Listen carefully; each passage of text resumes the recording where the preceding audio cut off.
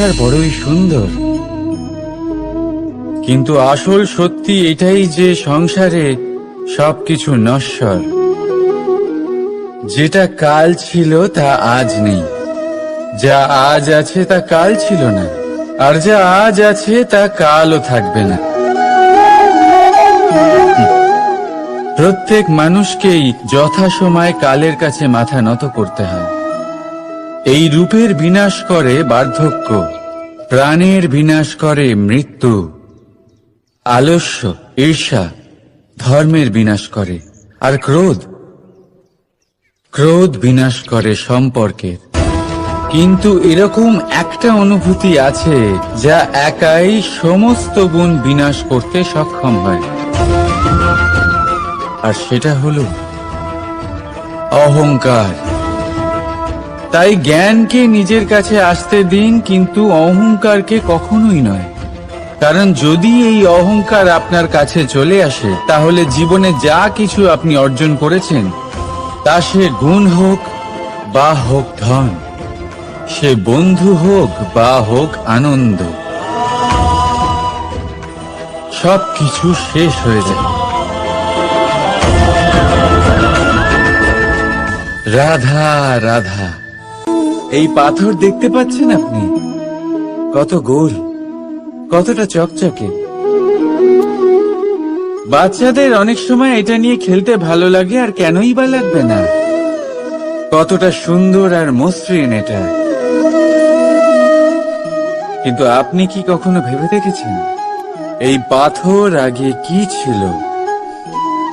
কোনো বিশাল আকার পর্বত, কোনো বিশাল আকার পাথরের একটা বড় ভেঙে যাওয়া অংশ বিশেষ, যেটা কোনোভাবে নদীতে পড়ে নদীর ধারার সাথে বইতে থাকলো, মাটির সাথে ঘর্ষণ হলো, বালির কণার সাথে ঘর্ষণ হতে থাকলো, আর তারপর ধীরে ধীরে এই আকার পেল। এবার আমরাও এই পাথরের মতোই। তাই মনে রাখবেন, আপনার ব্যক্তিত্ব, আপনার এই স্বরূপ ঈশ্বরের দেওয়া কখনোই নয়। হ্যাঁ, প্রকৃতি অবশ্যই আপনাকে জন্ম দিয়েছেন, কিন্তু আপনি নিজে নিজের ব্যক্তিত্বের রচয়িতা, আর আপনি তা রচনা করেন কঠিন পরিস্থিতির মুখোমুখি হয়ে, সংকটের ধারা পার করে। তাই আপনিও এই পাথরের মতো নিরন্তর চেষ্টা করতে থাকুন, নিজের অস্তিত্ব বজায় রাখুন, এই অস্তিত্বকে মহান করতে থাকুন, আর আমার সাথে ভালোবেসে বলুন রাধা রাধা। বর্ষাকালে যখন ভয়ানক বৃষ্টি হয়, তীব্র গতিতে যখন হাওয়া চলে, তখন আপনি নিশ্চয়ই দেখেছেন যে পাখিরা, যাদের বাসা মাঝে মাঝে ভেঙে পড়ে, নষ্ট বানিয়ে ফেলে, নিজের সংসার সেই রকমই বানিয়ে দেয় যেমন আগে ছিল। এমন কেন? কারণ এই ঝড়ের তাণ্ডবের সাথে সেই পাখিদের কোনো বোঝাপড়া করারই নেই। তারা শুধু সেটাই করতে থাকে যেটা তাদের হাতে আছে, আর সেটাই হতো, আর এটাই হলো সুখী জীবনের মূল মন্ত্র। যেটা আপনার হাতে নেই, তা নিয়ে বিলাপ করে আপনার কোনো লাভ হবে না। মনোসংযোগ তাতেই করুন যা আপনার হাতে রয়েছে। যা বদলে গেছে তাকে আপনি আবার বদলাতে পারবেন না, কিন্তু যা আপনি বদলাতে পারবেন তাতে মনোসংযোগ করুন। এই জীবনে একটু ধনাত্মক হয়ে উঠুন, দেখবেন সব শুভ হবে। রাধা রাধা।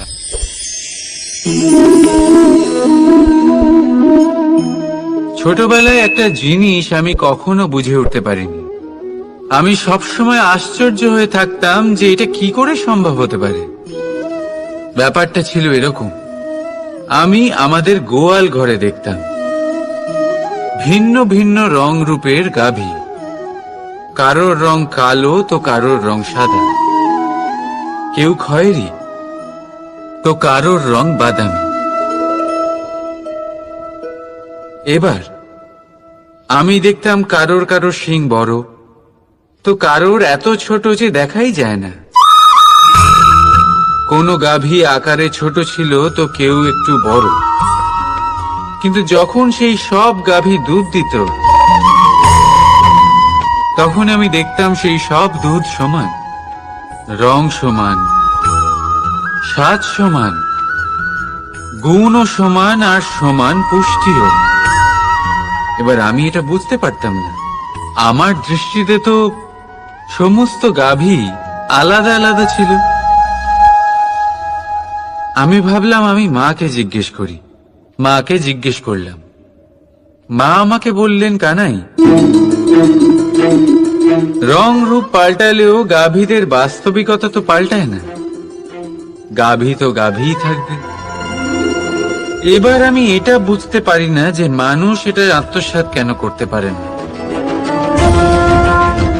দেখুন, রং, রূপ, জাত, ধর্ম, ভাষা, এই সবের উপরে হলো মনুষ্যত্ব। আর মনুষ্যত্বের একটাই ধর্ম, আর সেটা হলো প্রেম। তাই এই প্রেম আপনি সকলের সাথে ভাগ করে নিন, প্রেমের সাথে সকলের সেবা করুন। এই মনুষ্যত্বর অমৃত চেখে দেখুন, আর আপনি বুঝে যাবেন যে আমরা কেউ আলাদা আলাদা নই, আমরা সবাই সমান। রাধা রাধা। সাগর, কত বিশাল হয় এই সাগর! কি না করতে পারে এই সাগর! এক মুহূর্তের মধ্যে সব ধ্বংস করে দিতে পারে, প্রলয় ডেকে আনতে পারে, সংসার মুছে ফেলতে পারে। এই সাগর জীবন জ্যোতি নিভিয়ে দিতে পারে। কিন্তু এই সাগর যা মেটাতে পারে না তা হলো একজন তৃষ্ণার্তের তৃষ্ণা। অন্যদিকে এই ঘোড়া, যা এতটাই ছোট যে গোপিনীরা একসঙ্গে অনেকগুলো নিয়ে চলতে পারে, কিন্তু এই ছোট ঘোড়া অনেকের তৃষ্ণা মেটাতে পারে। এবার বলুন, জল সাগরেও আছে, আবার এই ঘোড়াতেও। তাহলে পার্থক্য কোথায়? এখানে পার্থক্য হলো তাদের আচরণের মধ্যে। একজন মাটির মধ্যে মিষ্টি জল ধরে রাখে, তো আরেকজন নিজের নোনা জলের আঘাতে যে কাউকে মাটিতে মিশিয়ে দিতে পারে। আপনি কি হতে চাইবেন? সাগরের নোনা জল হয়ে কারোর আশা চূর্ণ বিচূর্ণ করে দিতে, নাকি মিষ্টি জলের ঘোড়া হয়ে কারোর তৃষ্ণা মেটাতে? সিদ্ধান্ত আপনার। রাধা রাধা। কতবার এমন হয় আপনি কোনো কাজ করার জন্য কাউকে দায়িত্ব দেন, কিন্তু সেই ব্যক্তি সেই কাজ সম্পন্ন করতে পারে না, অসম্পূর্ণ রেখে দেয়, অথবা ঠিকভাবে করতে পারে না। এবারে এই পরিস্থিতিতে কি হয়? আপনি ক্রুদ্ধ হয়ে যান, তার উপরে আপনি রেগে যান, তাকে তিরস্কার করেন, আর তারপরে সেই কাজ সম্পন্ন করতে আপনি নিজেকেই নিযুক্ত করেন, আর শেষ পর্যন্ত সেই কাজ সম্পন্ন হয়েই যায়। এবার এই বিষয়ে সমস্যা সেই ব্যক্তির চেষ্টায় নয়, সমস্যা আপনি যে সেই ব্যক্তিকে ভরসা করলেন তার ছিল। আমরা অন্যের প্রতি ভরসা করাকে প্রথম পদক্ষেপ বানিয়ে, আর নিজের উপরে বিশ্বাসকে শেষ সম্বল। কিন্তু তার বদলে এটাই হওয়া উচিত যে নিজের উপরে ভরসাকে আমরা প্রথম পদক্ষেপ বানাই, তাকে নিজের সহায় মানতে হবে। যদি আপনি এমন করেন তাহলে পরিণাম আরো সুখকর, আরো আনন্দদায়ক হবে। তাই মনে রাখবেন, এই সংসারে আপনার সব থেকে বড় ভরসা আর কেউ নেই। এই সংসারে আপনার সব থেকে বড় রক্ষাকর্তা আর কেউ নেই, বরং আপনি নিজেই। রাধা রাধা।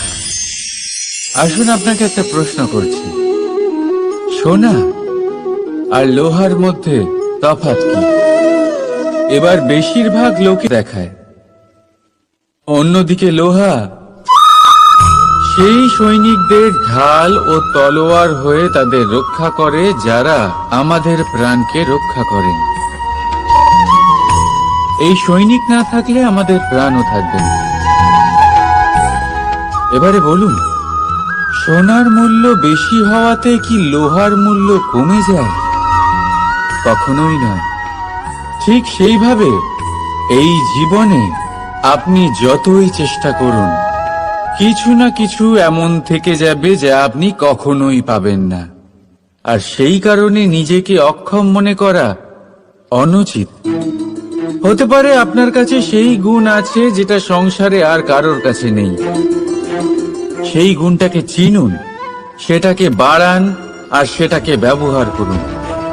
তাই মনে রাখবেন, সংসারে প্রত্যেকটা ব্যক্তি বিশেষ হয়, আর এই সংসারে সবাই সবকিছু পায় না। নিজেই দেখে নিন, সোনাকে যে দোকানে সাজিয়ে রাখা হয় সেই দোকানের তালা লোহা দিয়ে তৈরি হয়। রাধা রাধা। সংসারে সব থেকে বেশি দামি কি, সব থেকে বেশি মূল্যবান কি? কেউ বলবে সোনা। তো ধন খরচ করেও একটা জিনিস আমরা কিনতে পারবো না, আর তা হলো একটা মুহূর্ত। কি হলো? সত্যি সামনে এসে গেল। সত্যি হলো এটাই যে জগতে সব থেকে বেশি মূল্যবান সময়। সেই সময় যেটা আমরা এমনি নষ্ট করে দিই, অকাজে, কখনো কোনো আশাতে, কখনো শোক করে, কখনো ঘটে যাওয়া দিনের কথা ভেবে, তো কখনো ভবিষ্যতের চিন্তাতে। এই সময়ের সদ্ব্যবহার আমাদের করা উচিত। এই সময়ের সদ্ব্যবহার করে আমাদের ধন অর্জন করা উচিত, মহান কাজ করা উচিত, আমাদের ব্যক্তিত্বকে উদার করা উচিত, ভালো কাজ করা উচিত, সকলের সাথে আনন্দ ভাগ করা উচিত। যদি আমরা এই সংসার থেকে চলেও যাই, তাহলেও সময় আমাদের যেতে দেবে না। এখানেই স্থিত করে রাখবে, কারোর না কারোর জন্য প্রেরণা হয়ে, বা কারোর মুখে কৃতজ্ঞতার হাসি ফুটিয়ে। রাধা রাধা। সূর্য। এই সংসারে সব থেকে বেশি তেজস্বী এই সূর্য, সব থেকে বেশি উজ্জ্বল, সব থেকে বেশি শক্তিশালী। কিন্তু আপনি কি কখনো সূর্যোদয় দেখেছেন? এই শক্তিশালী সূর্য কিভাবে উদয় হয়? লাল রঙের আভার সাথে, সৌম্যতার সাথে, শান্তির সাথে উদয় হয়। কখনো সূর্যাস্ত দেখেছেন? সেই লাল রঙের আভা, সেই সৌম্যতা, সেই একই শান্তি। আর এটাই একজন মহান ব্যক্তিত্বের গুণ। যখন জীবনে উত্থান ঘটে তখনও অহংকার করেন না, সৌম্যতা বজায় রাখেন। আবার যখন জীবনে ক্ষতি হয় তখনও সৌম্যতা বজায় রাখেন। যদি আপনিও চান সূর্যের মতো আপনি সম্মান পাবেন, তাহলে সূর্যের মতন হন। যখন জীবনে আনন্দ আসে, কুশল আসে, তখন সীমা লঙ্ঘন করবেন না। যখন জীবনে দুঃখ আসে, কষ্ট আসে, বিনাশের পথে অগ্রসর হবেন না। সৌম্য থাকুন, শান্ত থাকুন, সূর্যের মতো চকচক করতে থাকুন। কারণ সব মুহূর্তের মতোই এটাও একটা মুহূর্ত। তাতে আপনি আনন্দ লাভ করুন বা পান দুঃখ, এই মুহূর্ত অবশ্যই চলে যাবে। রাধা রাধা। আপনি ওই কথাটা নিশ্চয়ই শুনেছেন, যখন ভগবান একটা দরজা বন্ধ করেন তখন অন্যদিকে অনেক দরজা খুলে দেন। এবার এই দরজা, এই সমস্ত পথ আমরা দেখতে পাই না, অনেক সময় আমরা বুঝতে পারি না, হারিয়ে যায় সব। কখনো কখনো মনে হয় যে এই কথাটাই মিথ্যে, কিন্তু আসলে তা তো নয়। তাহলে হারিয়ে যায় কেন? কারণ আমরা সময় নষ্ট করি এই দরজার দিকে তাকিয়ে থেকে। ভাবি এই বুঝি দরজা খুলবে, এবার দরজা খুলবে। অপেক্ষা করতে করতে আমরা অনেক সময় নষ্ট করে ফেলি। এত সময় নষ্ট করি যে আমরা দেখতে পাই না, খুঁজে পাই না সেই সমস্ত দরজা আর পথ যা আমাদের জন্য খোলা রয়েছে। যদি খুঁজেই না পাই তাহলে তা ব্যবহার করব কি করে? মনে রাখুন, ভগবান সব সময় আমাদের সাথে রয়েছেন, আমাদের সাহায্য করছেন। এই পথ সব সময় আছে, সর্বত্র আছে। দরকার রয়েছে শুধুমাত্র দৃষ্টির, দৃষ্টিভঙ্গি এবং ভাবনা। এই দৃষ্টিকে বিস্তৃত করুন, এই দৃষ্টিভঙ্গিকে ধনাত্মক করে তুলুন, আর এই ভাবনা এর সীমা একটু বাড়িয়ে তুলুন। তারপর দেখবেন সব খুঁজে পাবেন। আসলে কি, এই যে ঈশ্বর, এই যে পরমাত্মা, তা আমাদের সাথে রয়েছে, আমাদের মনের মধ্যে রয়েছে। যিনি তাকে মন থেকে চাইবেন তিনি তাকে মনের মধ্যে অবশ্যই খুঁজে পাবেন। যদি উনি মন থেকে চান পথ খুঁজে পেতে, তাহলে তিনি অবশ্যই পথ খুঁজে পাবেন। তাহলে আসুন আমার সাথে ভালোবেসে বলুন, রাধা রাধা। ধর্ম, আমরা সকলে ধর্মের বিষয়ে কথা বলি, কখনো নিজের ধর্মের বিষয়, আর কখনো অন্যের ধর্মের বিষয়ে। কখনো আমরা অধর্ম দেখলে সেই বিষয়ে কথা বলি। অনেক রকম আলোচনা হয়, কিন্তু এই ধর্ম আসলে কি, সেটা কি কেউ বোঝে? যদি আমি আপনাকে উত্তর দিই, এই উত্তর সরল। ধর্ম হলো তাই যা মানুষকে অন্য মানুষের সাথে, সমস্ত বিশ্ব সংসারের সাথে আনন্দ সহকারে বাঁচতে শেখায়। সেই জন্য আপনি যদি কখনো কোনো ধর্মীয় স্থানে যান, সেই ধর্মীয় স্থানে গিয়ে আপনার শান্তির অনুভূতি হয়, তাই না? কিন্তু দেখুন, ধর্মের জ্ঞান থাকলেই সেই মানুষ ধর্মের পথে চলতে পারবে এমন কোনো কথা নেই। অনেক সময় সম্পর্কে যখন সংঘর্ষ বেড়ে যায়, তখন ইচ্ছের জন্ম হয়, ক্রোধের জন্ম হয়, অহংকারের জন্ম হয়, আর তারপর বিনাশ হয়ে যায় এই ধর্মের। সেই জন্য দ্বিতীয় সব থেকে গুরুত্বপূর্ণ গুণ যা আমার সারথীর মধ্যে থাকা উচিত, তা হলো ধর্মবীর হওয়া। এবার দেখতে হবে সেটাই যে কে হবে সেই ব্যক্তি যিনি স্বয়ম্বরে নিজের ধর্মে অটল থাকবেন।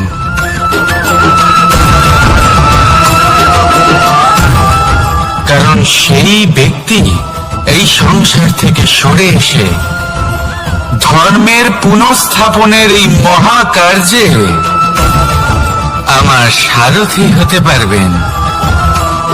তাহলে আসুন আমার সাথে ভালোবেসে বলুন, রাধা রাধা। কর্ম, ধর্ম, জ্ঞান, এই তিন স্তরে অনেক মানুষ পৌঁছতে পারেন। অনেকে এই পরীক্ষা দিয়ে তাতে উত্তীর্ণ হয়ে যেতে পারেন, কিন্তু শিখরে পৌঁছে শাসন তিনিই করতে পারেন যার কাছে এই চতুর্থ গুণটিও থাকে,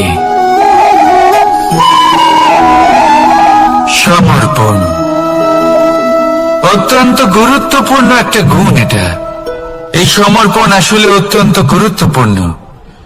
পূর্ণ সমর্পণ দরকার নিজের লক্ষ্যের প্রতি, সমর্পণ নিজের কর্তব্যের প্রতি, সমর্পণ নিজের আত্মার থেকে নির্গত স্বরের প্রতি, সমর্পণ নিজের রথের প্রতি, অর্থাৎ আমার প্রতি। এবার এই পরীক্ষায় অত্যন্ত কঠিন এক বাঁক আসতে চলেছে, যেখানে সারথীকে সমর্পণের নিরিখে পরীক্ষা করা হবে, আর তাতে উত্তীর্ণ হওয়ার পরেই তার হাতে ধর্ম স্থাপনের রথের রাশ তুলে দেওয়া হবে। দেখা যাক কি হয়। ততক্ষণ আপনি প্রসন্ন থাকুন আর আমার সাথে ভালোবেসে বলুন, রাধা রাধা। মানুষ তার জীবনে শিক্ষা এবং প্রেম এই দুই লাভ করে তার মাতা, পিতা এবং গুরুর কাছ থেকে। কিন্তু মানুষ সবথেকে বেশি ভালোবাসে নিজের মাতাকে, কারণ মাতা খুব নির্মল চিত্তে ভালোবাসে, শান্ত মনে আমাদের অন্তরে শক্তির সঞ্চার করে থাকেন, আমাদের উৎসাহ দেন, বলশালী করে তোলেন। ব্যাপারটা কিন্তু এমন নয় যে আমরা নিজেদের বাবা বা গুরুকে ভালোবাসি না, তাদেরকেও আমরা অত্যন্ত ভালোবাসি, শুধু ওনাদের কঠোর ব্যবহার দেখলে আমরা একটু ভয় পেয়ে যাই। এবার ওনাদের এই কঠোর ব্যবহার আমাদের ভালো না লাগলেও অত্যন্ত আবশ্যক, কারণ মাতার থেকে আমরা যে শক্তি লাভ করি তা যেন নিয়ন্ত্রণ হারিয়ে বিধ্বংসী না হয়ে ওঠে, আমরা যেন কোনো কুপথে না চলে যাই, আমরা কখনো যেন দোষ না করে ফেলি। শুধু সেই জন্য পিতা এবং গুরু একটু কঠোর হয়ে ওঠেন, এবং ওনাদের এই কঠোর আচরণ ভবিষ্যতে গিয়ে আমরা অবশ্যই বুঝতে পারি। জীবনে কিছু বছর আমরা এগিয়ে যাই আর তারপর আমরা বুঝতে পারি যে বাবা এবং গুরু আমাদের যথেষ্ট ভালোবাসতেন, কিন্তু ওনাদের ভালোবাসার বহিঃপ্রকাশ আলাদা। প্রয়োজনীয় হলো এটা দেখার, এটা বোঝার যে শুরু থেকে আমাদের প্রতি ওনাদের আচরণ কেমন ছিল। ওনাদের কঠোর হওয়ার পেছনে ওনাদের ভালোবাসাটা বোঝার চেষ্টা করুন, ওনাদের চিন্তাটা বোঝার চেষ্টা করুন, ওনাদের পথপ্রদর্শনের আড়ালে আপনার ভবিষ্যতের জন্য যে পরিকল্পনা ওনারা করেছেন সেটা বোঝার চেষ্টা করুন। তখন আপনারা বুঝতে পারবেন ওনাদের ভালোবাসাকে। আপনার মনের মধ্যে আপনা থেকেই ওনাদের প্রতি সম্মান জেগে উঠবে। নিজের পিতা এবং নিজের গুরু এই দুজনের প্রতি কৃতজ্ঞতা প্রকাশ করুন আর আমার সাথে ভালোবেসে বলুন, রাধা রাধা। জীবন কিসের উপর নির্ভরশীল? ধনের ওপর, বৈভবের ওপর, নিঃশ্বাসের ওপর? না, এই জীবন নির্ভরশীল বিশ্বাসের ওপর। বিশ্বাস নিজের ওপর, বিশ্বাস আমাদের আপনজনের ওপর। কিন্তু যখন এই বিশ্বাস ভেঙে যায় তখন মানুষের মনও ভেঙে যায়, আর তারপর সে অন্য কিছু করতেই পারে না। তখন কি করা যেতে পারে? তিনটে কাজ আছে যা আপনি করতে পারেন। প্রথম, ভালোবাসা। যাকে আপনি ভালোবাসেন, যারা আপনাকে ভালোবাসে, ভুল যারই হোক না কেন, তার কাছে ক্ষমা চাইতে কখনোই সংকোচ বোধ করবেন না। দ্বিতীয় হলো বিশ্বাস। যারা আপনাকে ভালোবাসেন, আপনাকে বিশ্বাস করেন, তাদের বিশ্বাস কখনো ভাঙবেন না। তৃতীয় হলো আশা। যারা আপনাকে ভালোবাসেন, আপনাকে বিশ্বাস করেন, তাদের আশা আপনার সাথে জড়িত, তাদের থেকে কখনো কিচ্ছু লুকোবেন না। এই তিনটে কাজ করুন আর এই জীবন সুপ্রসন্ন হয়ে বলবে, রাধা রাধা। মানুষের জীবনে দুই ধরনের আবেগ থাকে যা চিরকাল তার সাথে বসবাস করে। প্রথম, স্বপ্ন। দ্বিতীয়, অজুহাত। মানুষ হাজার হাজার স্বপ্ন দেখতে পারে। আমাকে এই কাজ করতে হবে, আমাকে ওখানে ঘুরতে যেতে হবে, আমার জীবনে এই অসম্ভব কাজ বাস্তবায়িত করে দেখাতে হবে, আদি ইত্যাদি। এবার ঠিক যেমন স্বপ্ন দেখেন, সেইভাবে অজুহাতও খুঁজে নিয়ে আসেন। আমি এই স্বপ্ন পূরণ করতে পারলাম না, কারণ আমাকে কেউ সাহায্যই করল না, কারণ আমি দুর্বল হয়ে পড়েছিলাম, কারণ আমার কাছে সময়ই ছিল না, আদি ইত্যাদি। এবার সাফল্য এবং অসফলতার মাঝখানে এই ধরনের সংঘর্ষ হতে থাকে। সাফল্য তখন লাভ করা সম্ভব যখন আপনার স্বপ্ন আপনার অজুহাতের থেকে অনেক বড় হয়, আর অসফলতা তখন পাবেন যখন আপনার অজুহাত আপনার স্বপ্নের থেকে অনেক বড় হয়। আপনি যদি সাফল্য লাভ করতে চান, তাহলে চেষ্টা করতে থাকুন, পরিশ্রম করুন। যদি অসফল হন তাহলে ভয়ভীত হওয়ার কোনো প্রয়োজন নেই। নিজের ভুল বুঝুন, তাকে শুধরে নিন, আবার চেষ্টা করুন। কিন্তু যদি নিজের জীবনে অজুহাত নিয়ে আসেন, তখন স্বপ্ন কখনো পূরণ হবে না। আসুন আমার সাথে ভালোবেসে বলুন, রাধা রাধা। ভয়ের সাথে আমরা সবাই পরিচিত, কষ্ট আমরা সবাই পেয়েছি। কখনো কখনো আমরা অসুস্থ হয়ে পড়ি, আর এমন সময় হলে মাতার মমতা, কখনো বাবার স্নেহ, কখনো বন্ধুদের পাশে থাকার অনুভূতি আমাদের রোগ নিরাময়ে সাহায্য করে। কখনো যদি আমরা নিরাশ হয়ে পড়ি, তখন যদি আমাদের কোনো আপনজন আমাদের দুটো ভালো কথা বলে, তখন আমাদের মনোবল বেড়ে যায়। ঠিক তেমন সংসারের এই রঙ্গমঞ্চে যদি আপনি পীড়িত অনুভব করেন, কিছু শুভ কথা আলোচনা করুন, কিছু স্তুতি গান করুন, কিছু মুহূর্তের জন্য হলেও নিজের ইষ্টদেবের কথা স্মরণ করুন আর প্রার্থনা করুন। সাহস বাড়বে, শক্তিও বৃদ্ধি পাবে এবং সামনে এগিয়ে চলার পথও দেখতে পাবেন। তখন এই মন প্রসন্ন হয়ে বলবে, রাধা রাধা। কখনো কখনো অন্ধকারের সাথে লড়াই করার জন্য আমরা প্রদীপ জ্বালাই।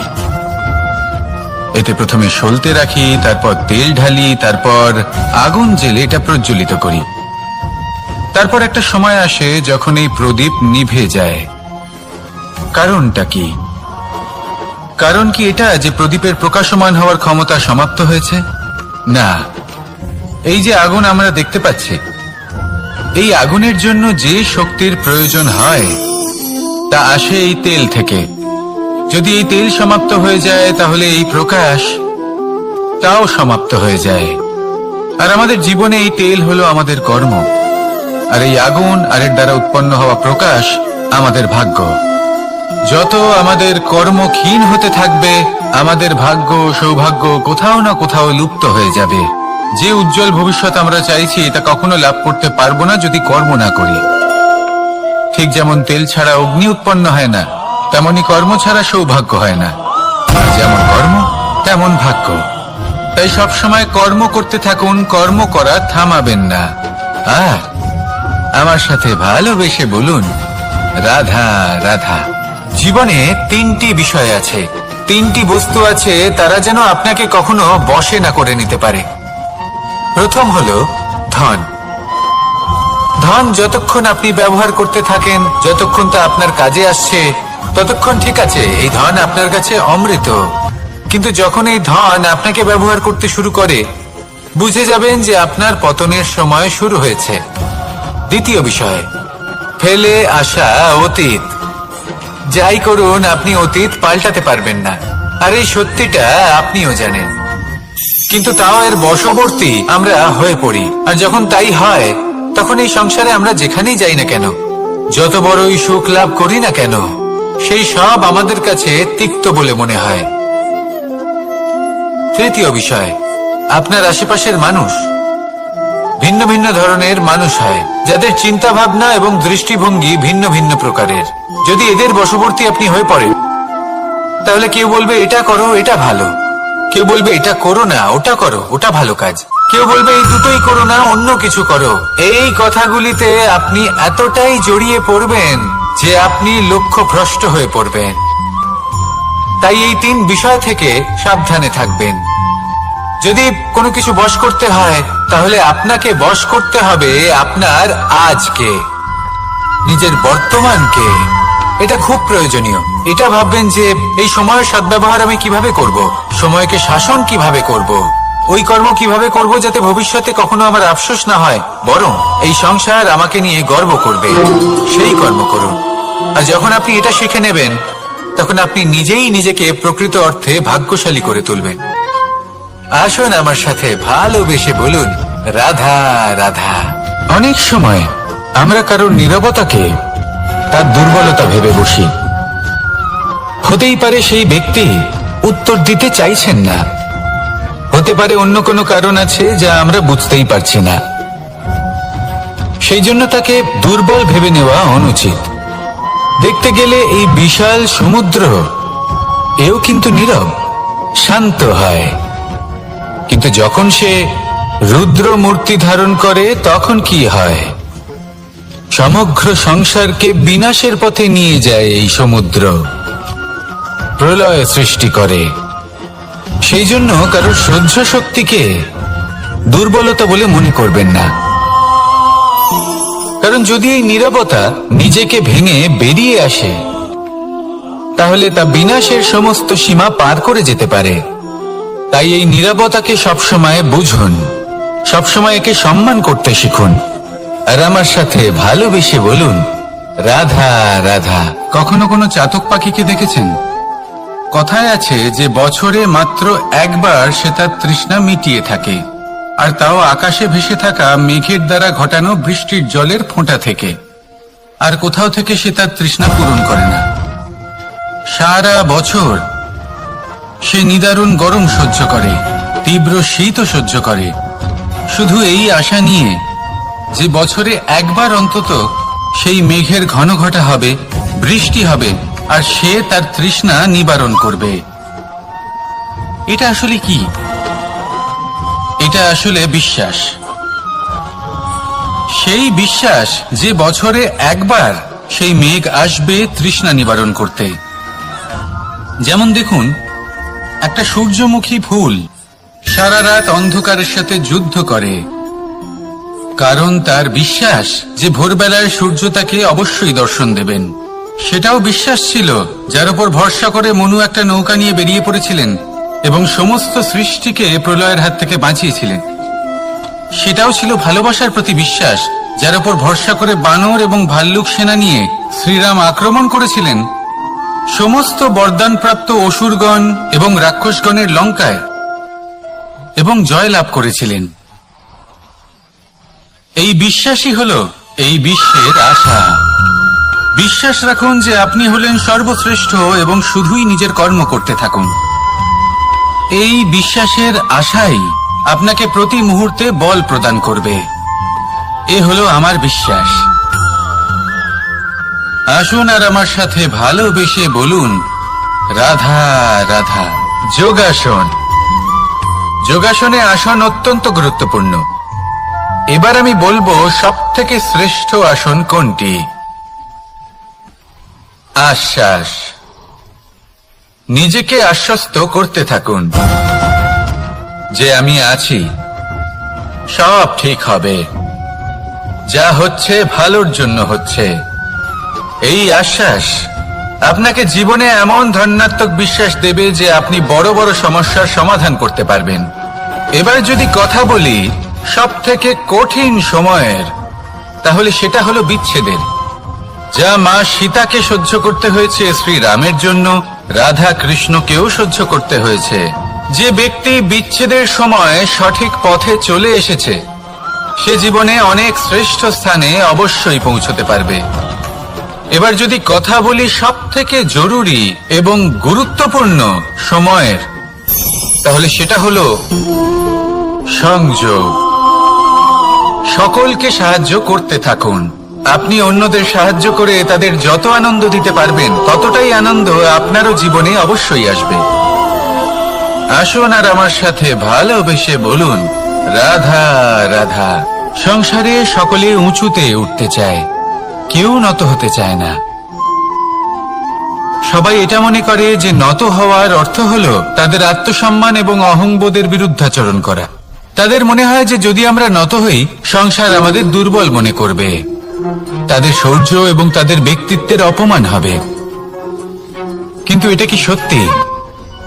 প্রত্যেকবার নত হওয়ার অর্থ কি সম্মানহানি হওয়া? কখনোই নয়। আপনি নিজের জীবনকেই দেখে নিন। আপনার কোনো অমূল্য জিনিস যদি নিচে পড়ে যায় তাহলে তাকে কিভাবে তোলেন? সেই বস্তুকে তোলার জন্য আপনাকে নত হতেই হবে। আপনি বড়দের আশীর্বাদ কিভাবে লাভ করেন? আপনি নত হয়ে তবেই তাদের আশীর্বাদ লাভ করতে পারেন, তাই না? ভেবে দেখুন, আপনি একটা পথে হাঁটছেন, আপনি দেখতে চাইছেন যে আপনি সঠিক পথে হাঁটছেন কিনা, পায়ের নিচে কাঁটা পড়ে আছে কিনা। কিভাবে দেখবেন? আপনাকে সেই মাথা নত করেই দেখতে হবে। এর অর্থ কি? অর্থ খুব সহজ। প্রত্যেকবার নত হওয়া অনুচিত নয়, সেটা কোনোভাবেই সম্মানহানি নয়। পরিস্থিতি অনুসারে এবং যেখানে প্রয়োজন আপনি নত হতে শিখে গেলে আপনি অনেক কিছুই লাভ করতে পারবেন। জ্ঞান, মান, গুণ, বিশ্বাস। সেই জন্য প্রয়োজন এবং পরিস্থিতি অনুসারে নত হতে শিখুন, এতে অনুচিত কিছুই নেই। আত্মসম্মান থাকা অত্যন্ত প্রয়োজনীয়, কিন্তু তা যেন কখনো অহংকারে পরিণত না হয়। এই বিষয়ে অবশ্যই নজর রাখবেন এবং আমার সাথে ভালোবেসে বলবেন, রাধা রাধা। আমাদের জীবনে অনেক ধরনের ব্যক্তি এসে থাকেন। কেউ কেউ আমাদের সাথে থেকে যান, কেউ আমাদের থেকে দূরে চলে যান। কেউ ভালো মানুষ হন, কেউ খারাপ মানুষ। কিন্তু আমরা সবসময় সেই সময়টাকে নিয়ে দুঃখ প্রকাশ করি যখন আমাদের জীবনে কোনো খারাপ ব্যক্তি প্রবেশ করেন। তারা আমাদের খারাপ অনুভূতি দেন, দুঃখ দেন, কষ্ট দেন। আমরা সবাই তাকে ভালো মন্দ কথা বলি। কিন্তু কেন? এমন বিভিন্ন ধরনের মানুষ, খারাপ মানুষ, ভালো মানুষ সবার জীবনেই আসেন এবং সকলকেই একটা অমূল্য শিক্ষা দান করে যান। এবার আপনি নিজেই ভেবে দেখুন, জীবনে যখন প্রথমবার আপনি আগুন স্পর্শ করেছিলেন তখন আপনি একটা শিক্ষা লাভ করেছিলেন যে আমাকে আগুনের থেকে একটু দূরে থাকতে হবে। তারপর আস্তে আস্তে আপনি শিখলেন যে কিভাবে এই আগুনকে নিয়ন্ত্রণে রাখতে হবে। তারপর আপনি শিখলেন যে কিভাবে নিজের জীবনে তাকে প্রয়োগ করতে হবে, তা সে অন্ধকারে প্রকাশ লাভ করার জন্য হোক বা খাবার বানানোর জন্য। সেইভাবেই কোনো খারাপ ব্যক্তি যখন আপনার জীবনে আসে কোনো শিক্ষা দিয়ে যান, তার প্রতি কৃতজ্ঞ থাকুন। তার বিষয় খারাপ ভাবার বা খারাপ অনুভূতি নিয়ে থাকার কোনো প্রয়োজন নেই। সেই শিক্ষা লাভ করুন, ইতিবাচক মনোভাব নিয়ে জীবনের সামনে এগোতে থাকুন। কেউ নেই যিনি আপনাকে বাধা দিতে পারেন। আসুন আমার সাথে ভালোবেসে বলুন, রাধা রাধা। অনেক সময় আমরা জীবনে অনেক মানুষকে এমন বলতে শুনে থাকি যে আমি অসফল হয়েছি কারণ আমার সময় ভালো যাচ্ছিল না। আমি এই জিনিসটা লাভ করতে চাইছিলাম কিন্তু করতে পারলাম না কারণ আমার সময়টা ভালো যাচ্ছিল না। আমি আমার জীবনে ওই মহান কাজটা করতে চাইছিলাম কিন্তু করতে পারলাম না। কেন? কারণ আমার সময়টা ভালো যাচ্ছিল না। কিন্তু যে মুহূর্তে ভালো সময় আমার জীবনে আসবে আমি সব কিছু প্রাপ্ত করব। এমন প্রায় প্রত্যেকেই বলেন। আসুন একটা কথা বোঝা যাক। একজন মালিকে দেখুন, সে প্রত্যেক দিন গাছের সেবা করে, তাকে জল দেয়, তার যত্ন আত্তি করে। কেন? প্রত্যেক দিন সেই গাছ ফল দেয় না। সঠিক সময় এলে তবেই সেই গাছ ফল দেয়, কিন্তু প্রত্যেক দিন মালি তার সেবা করে, তাকে যত্ন করে। শুধুমাত্র তখন করে না যখন সেই গাছ ফল দিতে সক্ষম। আর যদি মালি গাছের যত্ন প্রতিদিন না করে তাহলে হয়তো সেই গাছ ফল দিতেই পারবে না। এটাই হলো আমাদের জন্য একটা শিক্ষা। যখন সময় আমাদের জন্য অপেক্ষা করে না তখন আপনি সময়ের জন্য কেন অপেক্ষা করছেন? ভালো সময়ের জন্য অপেক্ষা করবেন না। ভালো এবং শুভ কর্ম দ্বারা ভালো সময়কে নিজের কাছে টেনে আনুন। নিরন্তর কর্ম করুন, পরিশ্রম করতে থাকুন। শুভ সময় আপনা থেকেই আপনার কাছে আসবে। আসুন আমার সাথে ভালোবেসে বলুন, রাধা রাধা।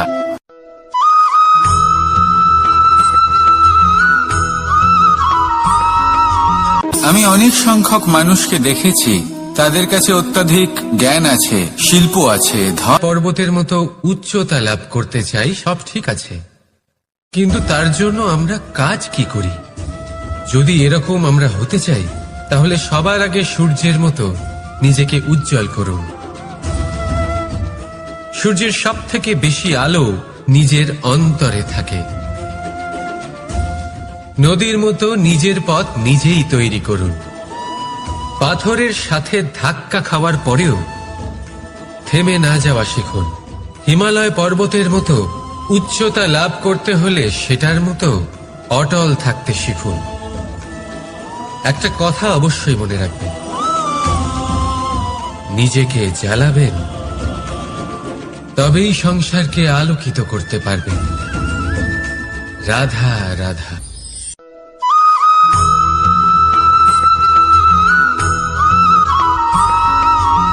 অনেক সময় আমরা জীবনে অনেক মানুষকে এমন বলতে শুনে থাকি যে আমি অসফল হয়েছি কারণ আমার সময় ভালো যাচ্ছিল না। আমি এই জিনিসটা লাভ করতে চাইছিলাম কিন্তু করতে পারলাম না কারণ আমার সময়টা ভালো যাচ্ছিল না। আমি আমার জীবনে ওই মহান কাজটা করতে চাইছিলাম কিন্তু করতে পারলাম না। কেন? কারণ আমার সময়টা ভালো যাচ্ছিল না। কিন্তু যে মুহূর্তে ভালো সময় আমার জীবনে আসবে আমি সব কিছু প্রাপ্ত করব। এমন প্রায় প্রত্যেকেই বলেন। আসুন একটা কথা বোঝা যাক। একজন মালিকে দেখুন, সে প্রত্যেক দিন গাছের সেবা করে, তাকে জল দেয়, তার যত্ন আত্তি করে। কেন? প্রত্যেক দিন সেই গাছ ফল দেয় না। সঠিক সময় এলে তবেই সেই গাছ ফল দেয়, কিন্তু প্রত্যেক দিন মালি তার সেবা করে, তাকে যত্ন করে। শুধুমাত্র তখন করে না যখন সেই গাছ ফল দিতে সক্ষম।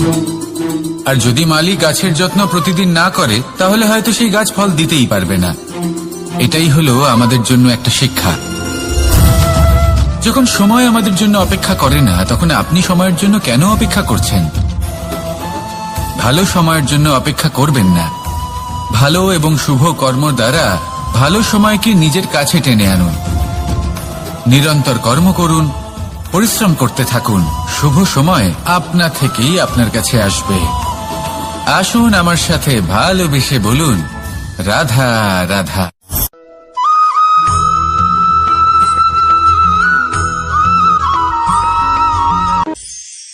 প্রতীক্ষা, প্রয়াস, এই দুই জীবনের অভিন্ন অঙ্গ। দেখতে গেলে আমরা জীবনে কারোর না কারোর প্রতীক্ষা অবশ্যই করি। সে কোনো ব্যক্তি হোক বা সময় হোক বা কোনো ভাবনা, সব না আসে তার জন্য প্রয়াস। সুখ আসার প্রতীক্ষা, দুঃখ যাতে না আসে তার জন্য প্রয়াস। এবার প্রতীক্ষা আর প্রয়াসের মধ্যে এক ঘনিষ্ঠ সম্পর্ক রয়েছে, আর তা হলো যিনি প্রতীক্ষা করেন তিনি ঠিক তাই পান যা একজন প্রয়াস করা ব্যক্তি পেছনে ফেলে আসে। তাই প্রতীক্ষা নয়, প্রয়াস করুন। এই প্রয়াসের মধ্যেই সুখের চাবিকাঠি রয়েছে। রাধা রাধা।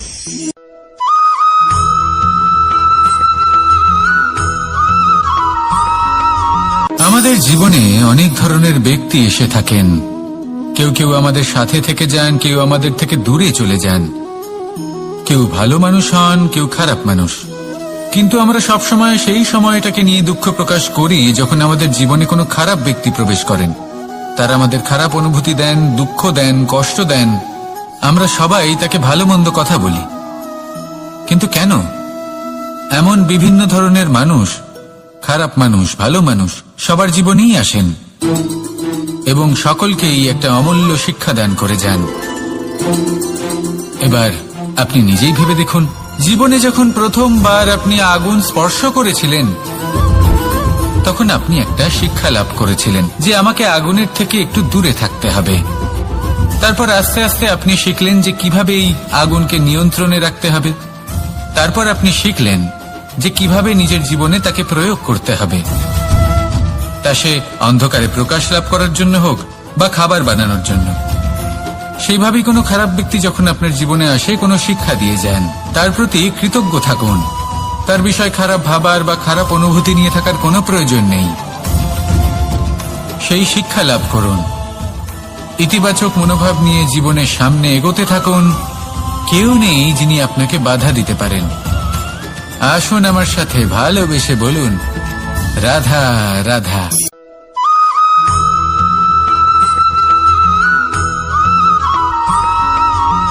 মানুষ কর্ম করেন। আমি বারংবার বলি যে ফলের আশা করবেন না। তাও মানুষ কোথাও না কোথাও নিজের কর্মের বদলে কোনো না কোনো ফলের আশা অবশ্যই রাখেন। কখনো তিনি সফল হন, কখনো অসফল। সেই জন্যই আমি বলি যে ফলের আশা কখনো রাখবেন না, কারণ সাফল্য বা অসফলতা মনের মধ্যে রাখলে কখনো কোনো লাভ হয় না। যদি সাফল্য মনের মধ্যে রাখেন তাহলে অহংকার জন্ম নেবে। যদি অসফলতা মনের মধ্যে রাখেন তাহলে এক হীনমন্যতায় আপনি ভুগবেন, যা দিয়ে কোনো শুভকর্ম হবে না। সেই জন্য শুধুই কর্ম করে যান, কর্মেই মগ্ন থাকুন। আর আসুন আমার সাথে ভালোবেসে বলুন, রাধা রাধা।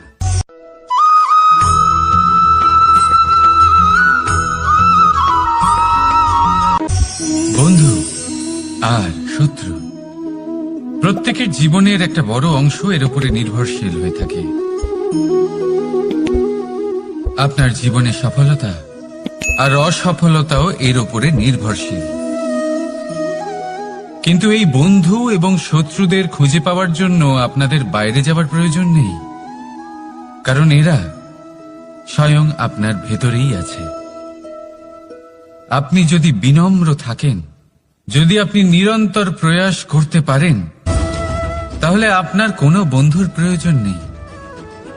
যদি আপনার মধ্যে অহংকার থাকে, যদি প্রতি কথায় আপনার মধ্যে ক্রোধ উৎপন্ন হয়, তাহলে আপনার শত্রুর কোনো প্রয়োজনই নেই।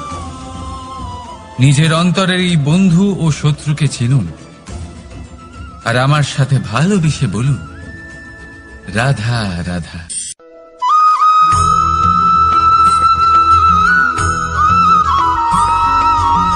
সংসারে সকলে উঁচুতে উঠতে চায়, কেউ নত হতে চায় না। সবাই এটা মনে করে যে নত হওয়ার অর্থ হল তাদের আত্মসম্মান এবং অহংবোধের বিরুদ্ধাচরণ করা। তাদের মনে হয় যে যদি আমরা নত হই, সংসার আমাদের দুর্বল মনে করবে, তাদের শৌর্য এবং তাদের ব্যক্তিত্বের অপমান হবে। কিন্তু এটা কি সত্যি? প্রত্যেকবার নত হওয়ার অর্থ কি সম্মানহানি হওয়া? কখনোই নয়। আপনি নিজের জীবনকেই দেখে নিন। আপনার কোনো অমূল্য জিনিস যদি নিচে পড়ে যায়, তাহলে তাকে কিভাবে তোলেন? সেই বস্তুকে তোলার জন্য আপনাকে নত হতেই হবে।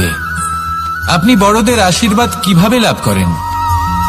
আপনি নত হয়ে তবেই তাদের আশীর্বাদ লাভ করতে পারেন, তাই না? ভেবে দেখুন, আপনি একটা পথে হাঁটছেন, আপনি দেখতে চাইছেন যে আপনি সঠিক পথে হাঁটছেন কিনা, পায়ের নিচে কাঁটা পড়ে আছে কিনা। কিভাবে দেখবেন? আপনাকে সেই মাথা নত করেই দেখতে হবে। এর অর্থ কি? অর্থ খুব সহজ। প্রত্যেকবার নত হওয়া অনুচিত নয়, সেটা কোনোভাবেই সম্মানহানি নয়। পরিস্থিতি অনুসারে এবং যেখানে প্রয়োজন, আপনি নত হতে শিখে গেলে আপনি অনেক কিছুই লাভ করতে পারবেন। জ্ঞান, মান, গুণ, বিশ্বাস। সেই জন্য প্রয়োজন এবং পরিস্থিতি অনুসারে নত হতে শিখুন, এতে অনুচিত কিছুই নেই। আত্মসম্মান থাকা অত্যন্ত প্রয়োজনীয়, কিন্তু তা যেন কখনো অহংকারে পরিণত না হয়। এই বিষয়ে অবশ্যই নজর রাখবেন এবং আমার সাথে ভালোবেসে বলবেন, রাধা রাধা।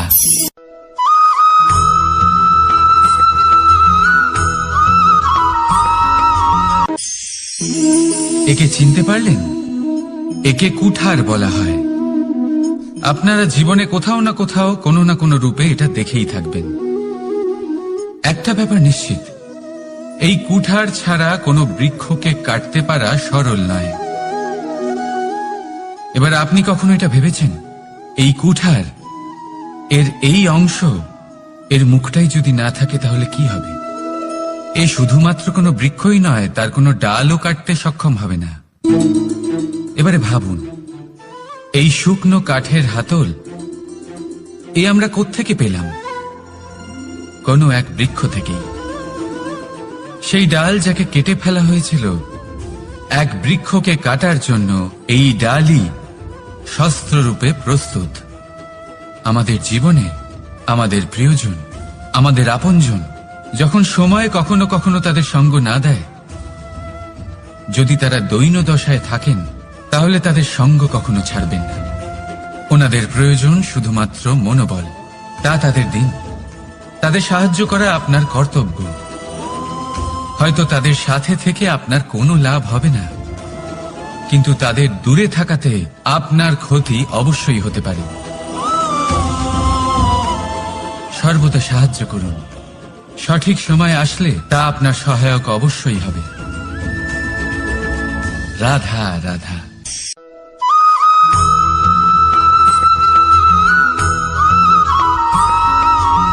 যোগাসন। এই আগুনের জন্য যে শক্তির প্রয়োজন হয়, তা আসে এই তেল থেকে।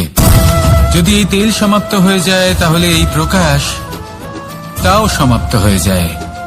আর আমাদের জীবনে এই তেল হলো আমাদের কর্ম, আর এই আগুন আর এর দ্বারা উৎপন্ন হওয়া প্রকাশ আমাদের ভাগ্য।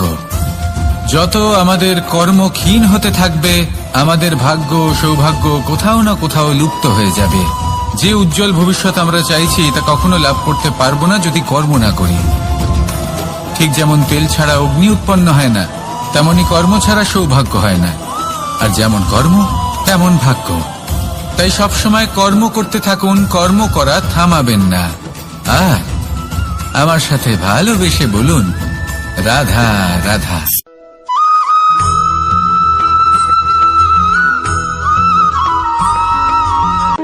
কোনো ব্যক্তির ব্যক্তিত্ব কিভাবে তৈরি হয়? আপনার কি মনে হয় যে ব্যক্তি জন্ম থেকে তার স্বভাব নিয়ে জন্মায়, নাকি আপনার মনে হয় যে এই প্রকৃতি ব্যক্তির জন্য তার নিয়তি রচনা করে?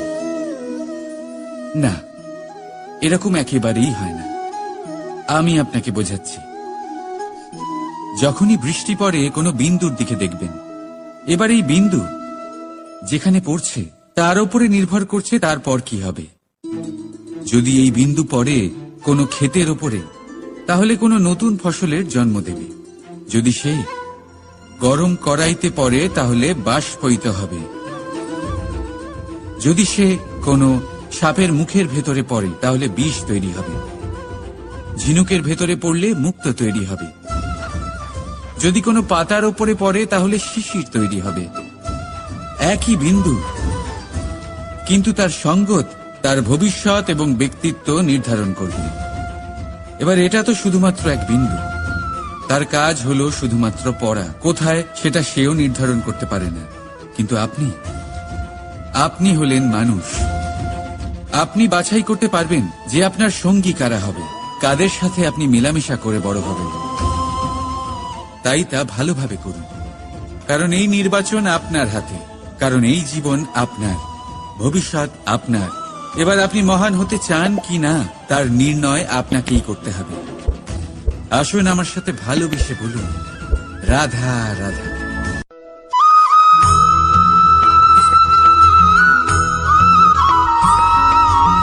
ভয়ের সাথে আমরা সবাই পরিচিত, কষ্টও আমরা সবাই পেয়েছি।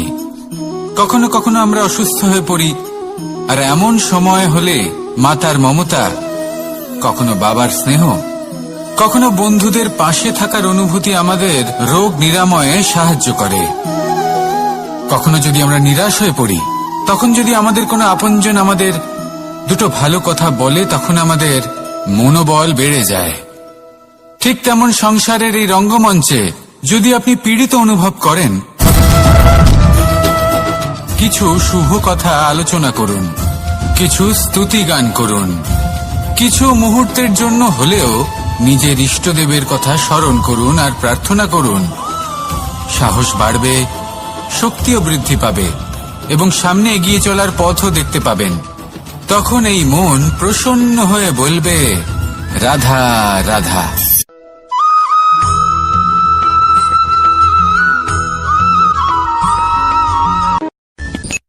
সূর্যের তাপ এতটাই প্রখর হয়, তা সমস্ত বনস্পতিকে শুষ্ক করে দেয়। পুকুর হোক, নদী হোক, সরোবর হোক, সমস্ত শুষ্ক হয়ে যায়। কিন্তু আপনি কখনো শুনেছেন সূর্যের তাপে সমুদ্র শুকিয়ে গেছে? এমন কখনোই হয় না। আর এর পেছনেই লুকিয়ে রয়েছে এক অমূল্য জীবনের শিক্ষা। সমুদ্রের মতো নিজেকে ধৈর্যশীল করে তুললে, নিজেকে সংযমী করে তুললে, সূর্যের তাপ আপনার কোনো ক্ষতি করতে পারবে না। আপনার অন্তর থেকে সেই তাপ বাষ্পায়িত হয়ে মেঘ তৈরি হয়ে সূর্যকে ঢেকে দেবে, আর তারপর হবে শুধু সাফল্যের বৃষ্টি। তাহলে আসুন আর আমার সাথে ধৈর্যের সাথে বলুন, রাধা রাধা।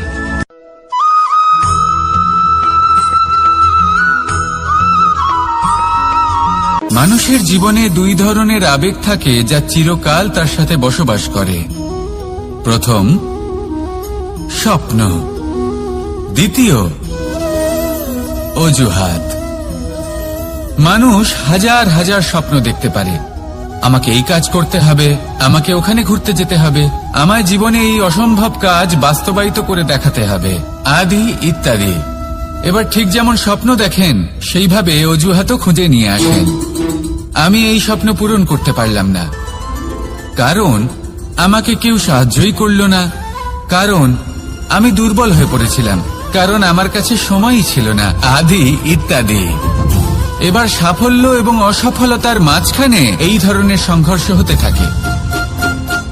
সাফল্য তখন লাভ করা সম্ভব যখন আপনার স্বপ্ন আপনার অজুহাতের থেকে অনেক বড় হয়, আর অসফলতা তখন পাবেন যখন আপনার অজুহাত আপনার স্বপ্নের থেকে অনেক বড় হয়। আপনি যদি সাফল্য লাভ করতে চান তাহলে চেষ্টা করতে থাকুন, পরিশ্রম করুন। যদি অসফল হন তাহলে ভয়ভীত হওয়ার কোনো প্রয়োজন নেই। নিজের ভুল বুঝুন, তাকে শুধরে নিন, আবার চেষ্টা করুন। কিন্তু যদি নিজের জীবনে অজুহাত নিয়ে আসেন তখন স্বপ্ন কখনো পূরণ হবে না। আসুন আমার সাথে ভালোবেসে বলুন, রাধা রাধা।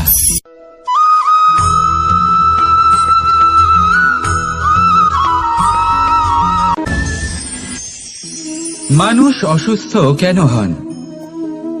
শারীরিক দুর্বলতার কারণে?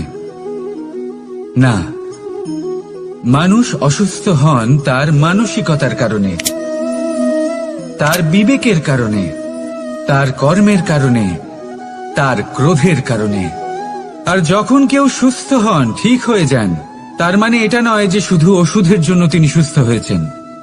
না, এটা কারোর তার প্রতি প্রেমের প্রভাব, বিশ্বাসের প্রভাব, সম্বলের প্রভাব। শুধুমাত্র ওষুধ দিয়ে কিছুই হয় না। যদি মনে প্রেম থাকে, বিবেক থাকে, বিশ্বাস থাকে, সম্বল থাকে, তবেই সেই ওষুধ কাজ করতে পারে। তাই মনে রাখবেন, এই জীবন হলো অত্যন্ত ছোট। মনে প্রেম ভাব রাখুন, মিত্রতা করুন, শত্রুতা নয়। ভালোবাসুন, বিদ্বেষ নয়। আর এই ভালোবাসার সাথেই বলুন, রাধা রাধা।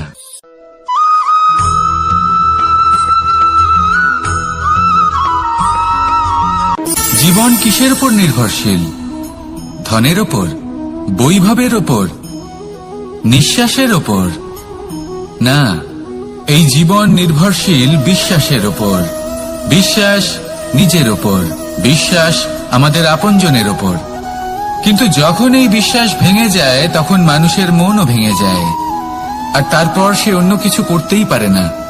তখন কি করা যেতে পারে? 3টে কাজ আছে যা আপনি করতে পারেন।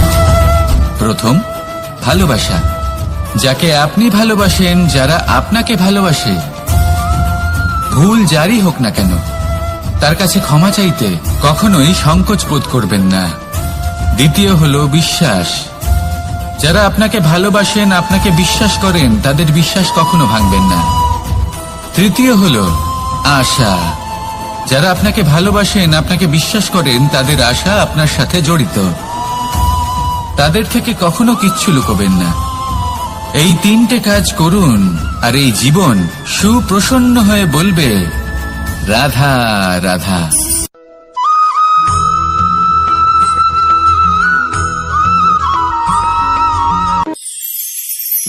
মানুষ জীবনে সব সময় চিন্তা করে, ভাবতে থাকে যে তার জীবনে কতই না সমস্যা। তারপরে নিজের আশেপাশে দেখে আর ভাবে যে সবাই কত প্রসন্ন, শুধু আমার জীবনেই সমস্যা আছে। কিন্তু বিষয়টা তা নয়। শুধু প্রত্যেক ব্যক্তিরই নয়, প্রত্যেক প্রাণীরও জীবনে সমস্যা আছে। এবার মানুষ একটা পাখিকে দেখে এটাই ভাবে যে এদের জীবন কতটা সহজ। কোনো দেশেরই সীমারেখা এদের ওপর লাগু হয় না। কোথায় থাকবে সেই নিয়েও কোনো ভাবনা নেই। কত শান্তির জীবন এদের। তারপর সে একটা পিঁপড়েকে দেখে আর এটা ভাবে, কি অসাধারণ, এদের তো সারা জীবনই মাটির উপরেই অতিবাহিত হয়, খাবারটাও মাটিতেই পেয়ে যায়। কি শান্তির জীবন এদের। কিন্তু যখন কোনো ঝড় আসে তখন সবার আগে সেই পাখির বাসাটাই ঝড়ে ভেঙে যায়। এই পাখি যে শাখাতেই গিয়ে বসে পড়ুক, তাদের উপর সবসময় সংকট থাকে যে ওপর থেকে কোনো বড় পাখি এসে তাদের উপর প্রহার না করে, তারা নিজেদের প্রাণ না হারায়। আর যদি কথা বলি পিঁপড়েকে নিয়ে, এদের উপর সবসময় সংকট থাকে যে কোনোভাবে বাতাস বা জল এদের ভাসিয়ে না নিয়ে যায়, কোনো প্রাণী ওকে পা দিয়ে পিষে না দেয়, এই পিঁপড়ে পিষ্ট হয়ে না মারা যায়। দেখুন, সমস্যা প্রত্যেকের জীবনে রয়েছে, আর এই সমস্যা আসতেই থাকবে। এর অর্থ এটা নয় যে এই সমস্যার সম্মুখীনই হওয়া যায় না, এর সমাধানও সম্ভব নয়। প্রত্যেক সমস্যার সমাধান অবশ্যই আছে, শুধু শান্ত মনে সেটা খুঁজে বের করতে হবে। তাহলে সেটাই করুন, প্রত্যেক সমস্যার সমাধান করতে থাকুন। যত সমাধান করবেন জীবন আনন্দময় হয়ে উঠবে। যদি সমাধান না করেন তাহলে আজীবন দুঃখই পেতে থাকবেন। আসুন আমার সাথে ভালোবেসে বলুন, রাধা রাধা।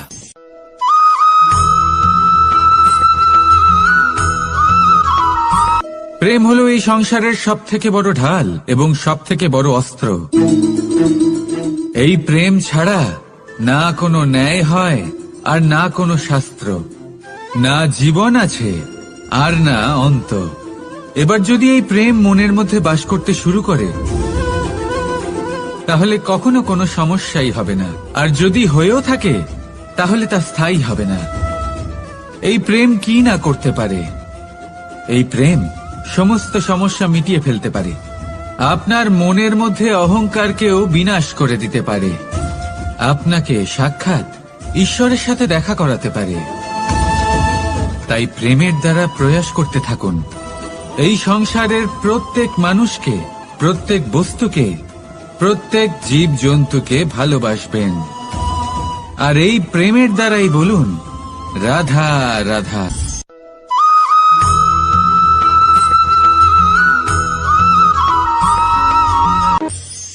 মানুষ এক অত্যন্ত বিচিত্র প্রাণী। পরিকল্পনা করে, ষড়যন্ত্র করে, প্রচেষ্টা করে, কাউকে পরাজিত করার চেষ্টাও করে। সাপকে একটা দড়ি মনে করে হাতে চেপে ধরার চেষ্টা করে, কিন্তু একটা কথা বুঝতেই পারে না, সময়ের এই সাপ, এটা হাতে চেপে ধরাই যায় না। আর আপনি যা করবেন তা আবার ফিরে আসবে আপনারই সামনে। দেখুন, এতে কিছুই যায় আসে না যে আপনি কুম্ভকারের পুত্র নাকি কৃষ্ণের পুত্র। যদি আপনি অনুচিত কর্ম করেন তাহলে আপনার সাথেও অনুচিতই হবে, অশুভ কর্ম করলে আপনার সাথেও অশুভই হবে।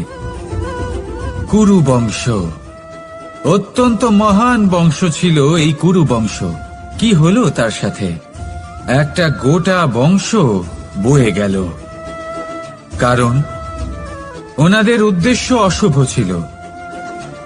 অন্যদিকে 5 জন বনবাসী পাণ্ডব মহাভারত বিজয়ী হলেন, কারণ তাদের উদ্দেশ্য শুভ ছিল। তাই মনে রাখবেন, শুভ অগ্নি প্রজ্বলিত করবেন, শুভ তাপ সঞ্চার হবে। অশুভ অগ্নি প্রজ্বলিত করবেন, নরকেই জ্বলতে হবে। তাহলে আসুন আর আমার সাথে ভালোবেসে বলুন, রাধা রাধা।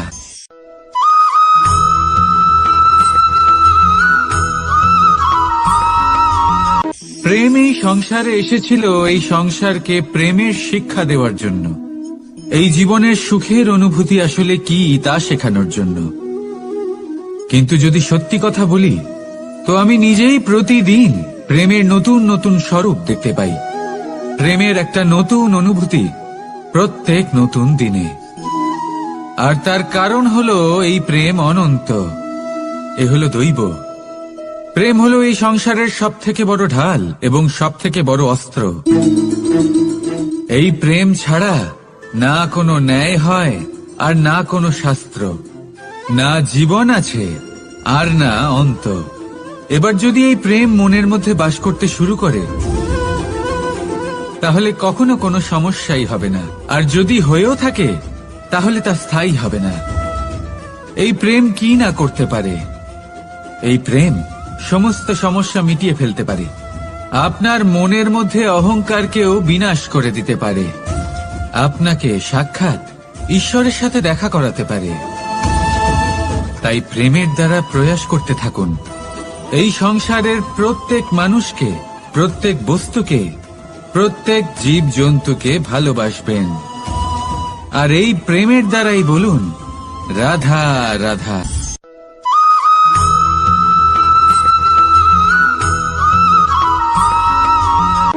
জীবনে এমন কিছু কাজ রয়েছে যা আপনাকে একাই করতে হয়, আর এমন কিছু কাজ রয়েছে যা আপনাকে একসাথে মিলে করতে হয়, একজোট হয়ে, সঙ্গবদ্ধ হয়ে। এবার সঙ্গবদ্ধ বলতে কি বোঝাতে চাইছি? আমি তাদের কথা বলছি না যারা বাস্তবিকভাবে একে অপরের সাথে কাজ করেন। আমি তাদের কথা বলছি যারা একে অপরের থেকে দূরে থেকেও একে অপরকে বিশ্বাস করেন। আমি আগেও বলেছিলাম, সমস্ত বিশ্বের আশা বিশ্বাসেই বসবাস করে, তাই না? তাই যেখানে সমস্ত বিশ্ব আছে, সমস্ত সংসার আছে, সেইখানেই বিশ্বাস রয়েছে। তাই আপনার আশেপাশে এমন দল সঙ্গবদ্ধ করুন যাদের আপনার উপর বিশ্বাস আছে আর যাদেরকে আপনি বিশ্বাস করতে পারেন। তাহলে আসুন আর আমার সাথে ভালোবেসে বলুন রাধা রাধা।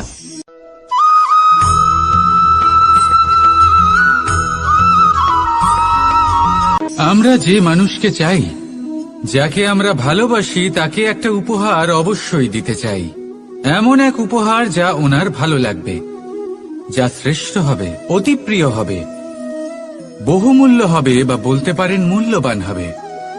তাই আমরা কি করি? আমরা বাজারে যাই, তার জন্য স্বর্ণ, আভূষণ, হিরে, মুক্তো এইসব নিয়ে আসি। কিন্তু এটাই কি সর্বশ্রেষ্ঠ উপহার? কখনোই না। সর্বশ্রেষ্ঠ উপহার হল স্বাধীনতা, তাকে নিজের মনের মতো বাঁচার স্বাধীনতা। যদি আপনি কাউকে স্বাধীনতা না দিতে পারেন, তাহলে সে কোথাও না কোথাও বন্দী হয়ে যায়, তার বিকাশ কোথাও না কোথাও আটকে যায়। কিন্তু যদি আপনি কাউকে স্বাধীনতা দিতে পারেন, তাহলে আপনি দেখবেন ও সমস্ত সংসারকে, এই জীবনকে নিজের দৃষ্টিভঙ্গি দিয়ে দেখবে, বুঝবে যে কোনটা হলো উচিত আর কোনটা হলো অনুচিত। আর এটাই হলো সর্বশ্রেষ্ঠ। আর এবার যদি কাউকে স্বাধীনতার মাধ্যমে এত বড় একটা শক্তি দিতে পারেন, তাহলে আপনি আমাকে বলুন, এর থেকে বড় উপহার আর কি হতে পারে? আসুন আর আমার সাথে ভালোবেসে বলুন রাধা রাধা।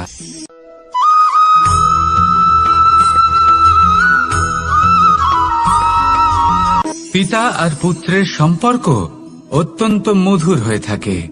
পিতা স্বপ্ন দেখেন, তাকে পূর্ণ করার সকল সম্ভাব্য চেষ্টা করেন, কিন্তু তাও উনি কখনো পৌঁছতে পারেননি, সেই স্থানে ওনার পুত্র অবশ্যই পৌঁছবে।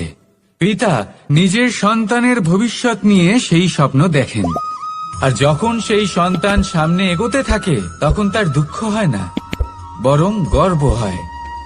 ওনার ভালো লাগে এটা দেখে যে ওনার সন্তান অনেক উন্নতি করছে। কিন্তু যখন সন্তান নিজের অভিভাবকের শক্তি দেখে, তার যশ দেখে হিংসা করতে থাকে, সমস্যা সেইখানেই শুরু হয়। সেই জন্য সকল সন্তানকে এটা মনে রাখতে হবে, দেখুন, পুত্র হবার সুবাদে এক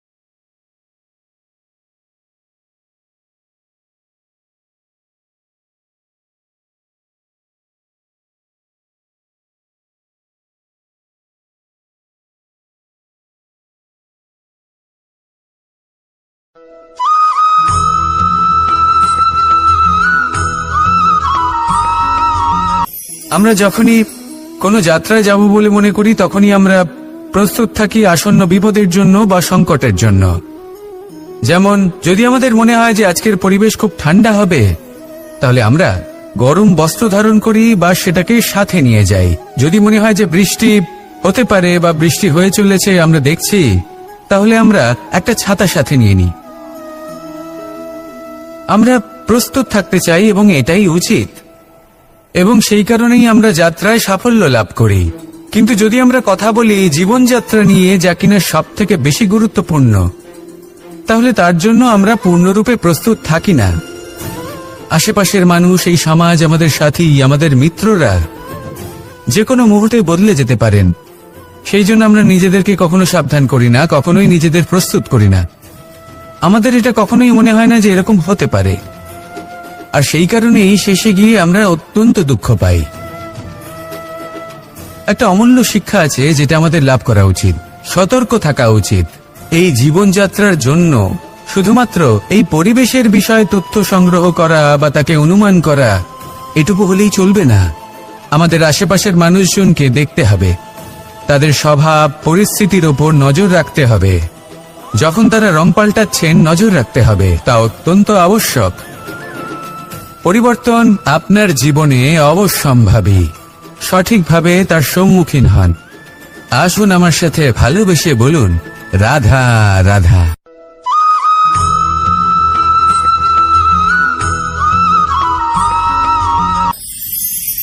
ঈশ্বর আসলে কে? সংসারের বেশিরভাগ মানুষের কাছে ঈশ্বর হলেন এই সংসারের রচয়িতা, পালনকর্তা। কারোর কাছে উনি জ্ঞাতা, কারোর কাছে উনি হলেন আস্থার প্রতীক, আবার কারোর জন্য শুধুমাত্র অন্ধ বিশ্বাস। কিন্তু এই ঈশ্বর কি কোনো শরীর, নাকি একটা বোধ, নাকি শুধুই শ্রদ্ধা? ঈশ্বর হলেন তিনি যিনি হলেন আপনার ইষ্ট। সেই জন্যই তো গুরু, মাতা, পিতা এনাদেরও ঈশ্বরই বলা হয়েছে। যাদেরকে আমরা ঈশ্বর বলে মনে করি, যারা আমাদের ইষ্ট, তারা আমাদের একটি পথ দেখান, একটি দিকে চালিত করেন। সেই পথে চলে আপনি শুভ কর্ম করতে পারেন। আর যখন কোনো ব্যক্তি তার ঈশ্বরের আদেশ পালন করেন, তখন সে নিজে থেকেই শুভ পথে অগ্রসর হয়ে যান। বেশ কয়েকজন মানুষ ঈশ্বরের ওপর আস্থা রাখেন এবং ভাবেন যে অনুচিত কোনো কাজ করা উচিত নয়, ঈশ্বর দেখছেন। ওনারা ভয় পান যে কোনো অনুচিত কর্ম করলে কে জানে তার পরিণাম কি হবে। এমন অনেক ব্যক্তি রয়েছেন যারা ঈশ্বরকে বিশ্বাস করেন এবং জানেন যে ঈশ্বর তাদেরকে দেখছেন, তাই যে যে শুভকর্ম ওনারা করেছেন তার ফল তারা অবশ্যই পাবেন। এবার আপনি ভয় পেয়ে ঈশ্বরকে বিশ্বাস করবেন নাকি বিশ্বাসের দ্বারা ঈশ্বরকে বিশ্বাস করবেন, সেই সিদ্ধান্ত আপনারই। কিন্তু হ্যাঁ, যদি আপনার মনে ঈশ্বরের জন্য কোনো স্থান থাকে, যদি আপনার কোনো ইষ্ট থাকেন, যদি আপনি কাউকে ঈশ্বর মনে করেন, যার প্রত্যেক আদেশ আপনি পালন করে থাকেন, তাহলে বলি ঈশ্বর কখনো আপনাকে অনুচিত পথে চালিত করবেন না। আসুন আমার সাথে ভালোবেসে বলুন, রাধা রাধা।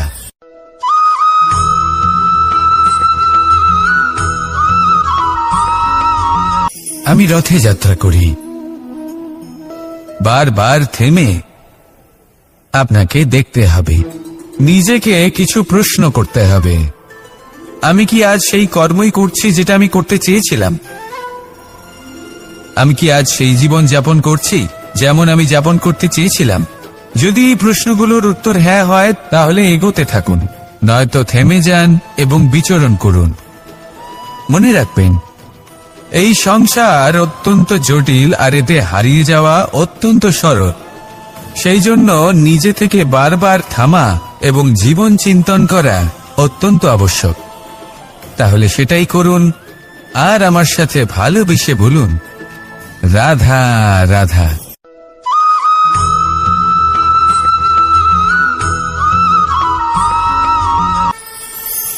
কথায় আছে যে স্বপ্ন এবং লক্ষ্য হলো একটি মুদ্রারই দুটি দিক। যতক্ষণ না স্বপ্ন দেখছেন, ততক্ষণ বুঝবেন কি করে আপনার লক্ষ্য কি? স্বপ্ন দেখে যদি নিজের লক্ষ্য বুঝতে পারেন, সেটা পেতে চান, তবেই সেটা লাভ করতে পারবেন। কিন্তু স্বপ্ন এবং লক্ষ্য এই দুইয়ের মধ্যে একটা ভারসাম্য রয়েছে, যেটা বজায় রাখা প্রয়োজনীয়। একে আমরা বলে থাকি পরিশ্রম। দেখুন, যদি আপনি স্বপ্ন দেখতে চান, তাহলে পরিশ্রম ত্যাগ করে নিদ্রা লাভ প্রয়োজন। কিন্তু যদি আপনি লক্ষ্য লাভ করতে চান, তাহলে আপনাকে নিদ্রা ত্যাগ করে পরিশ্রম করতে হবে। তাই আলস্য ত্যাগ করুন এবং সিদ্ধান্ত নিন যে আপনি কি চান। আপনার জীবনের এই তুলাদণ্ডে স্বপ্নের পাল্লা ভারী হওয়া প্রয়োজন নাকি লক্ষ্যের? আমার মতে এই দুইয়ের মধ্যে যদি ভারসাম্য বজায় রাখেন, তবে পথ নিজে থেকেই সামনে আসবে। শুধু সেই পথে অগ্রসর হতে থাকুন এবং আমার সাথে ভালোবেসে বলুন, রাধা রাধা।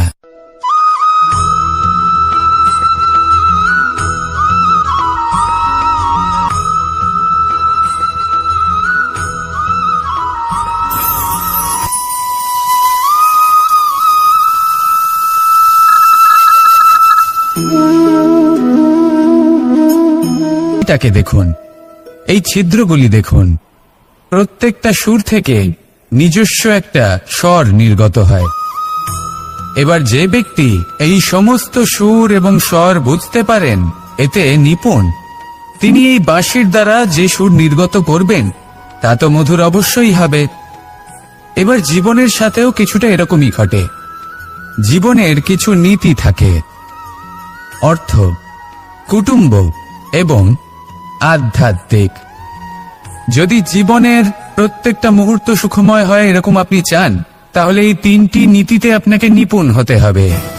কোনো একটি বিশেষ নীতির প্রতি যদি আপনি বেশি ঝুঁকে পড়েন, তাহলে বাকি দুই নীতি থেকে যা সুখ লাভ করা সম্ভব তা পারবেন না।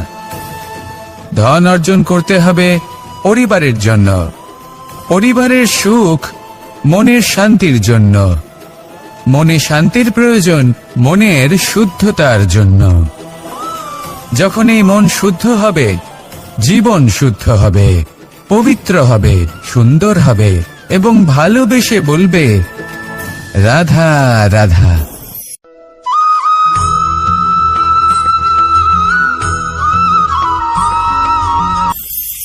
আপনারা সবাই একটা গাছের পাতাকে দেখুন।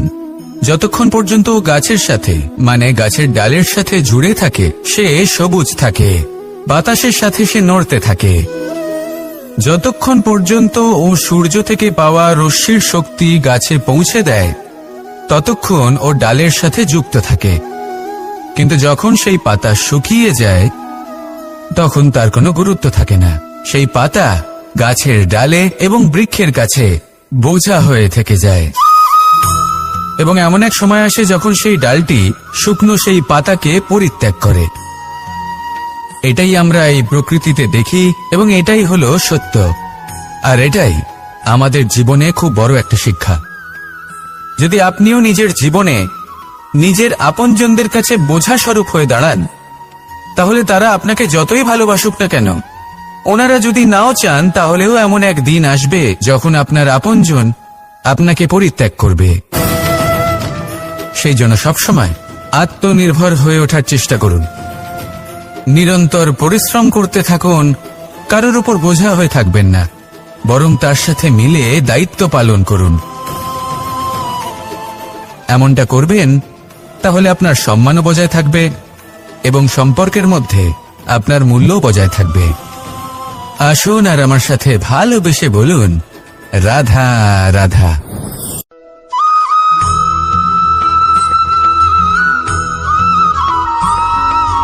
এই শুকনো পাতাটিকে দেখুন, নিষ্প্রাণ হয়ে পড়েছে। কোনো একটা সময় এই পাতাটি একটা গাছের ডালে ছিল। সেই গাছ ওর লালন পালন করত। যখন যখন বাতাস বইত, এই পাতায় কম্পন দেখা দিত, মনকে প্রফুল্ল করে তুলত। কোনো একদিন এই পাতা গাছের ডাল থেকে ঝরে পড়ে গেল। নিঃসন্দেহে ও নিজের স্বাধীনতা পেল, কিন্তু আস্তে আস্তে শুকিয়ে গেল, নিষ্প্রাণ হয়ে গেল। দেখুন, আমি এই কথা বলছি না যে স্বাধীনতা অনুচিত, কখনোই না। কিন্তু যে কোনো পরিস্থিতিতে স্বাধীন হতে চাওয়া এটা নিশ্চিতরূপে অনুচিত।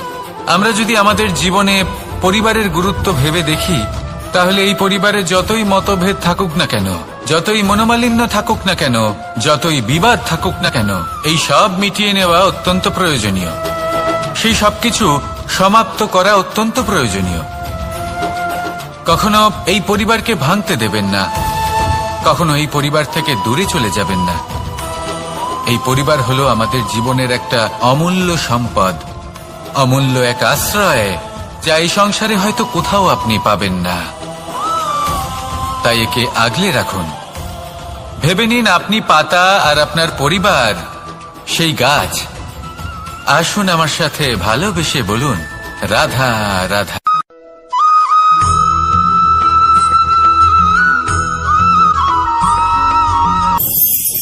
প্রেম 2.5 অক্ষর, মাত্র 2.5 অক্ষরের এই শব্দ প্রেম, এর মধ্যে ত্রিলোকের এবং সমগ্র ব্রহ্মাণ্ডের বীজ নিহিত আছে। এমন কি আছে যা এই প্রেম করতে পারে না? যেখানে শক্তি এবং বিদ্যা প্রয়োগ করে আপনি কিছুই করতে পারবেন না, সেটাও প্রেম দ্বারা অর্জন করা সম্ভব। প্রেম চাইলে পাথরেও ফুল ফোটাতে পারে। প্রেম চাইলে ন্যাড়া পাহাড়ের বুক চিরে নদীপথ তৈরি করতে পারে। চাইলে নিরক্ষর ব্যক্তিকে সংসারের শ্রেষ্ঠ জ্ঞানী করে তুলতে পারে। শুধুমাত্র এই প্রেমের জন্য সবার দুষ্টু কানাই ঘনশ্যাম হয়ে উঠেছিল। শুধুমাত্র এই প্রেমের টানেই ত্রিলোকের স্বামী দ্বারকাধীশ নির্ধন সুদামার পদসেবাও করেছিলেন। এই প্রেম হলো সংসারের সবথেকে বড় শক্তি।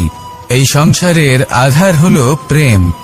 এমন কিচ্ছু নেই যা এই প্রেমের পক্ষে সম্ভব নয়। যেখানে বিদ্যা এবং শক্তি সাহায্য করতে পারে না, সেখানে এই প্রেম আপনাকে জয়ী করে দিতে পারে। তাহলে আসুন আর আমার সাথে ভালোবেসে বলুন, রাধা রাধা।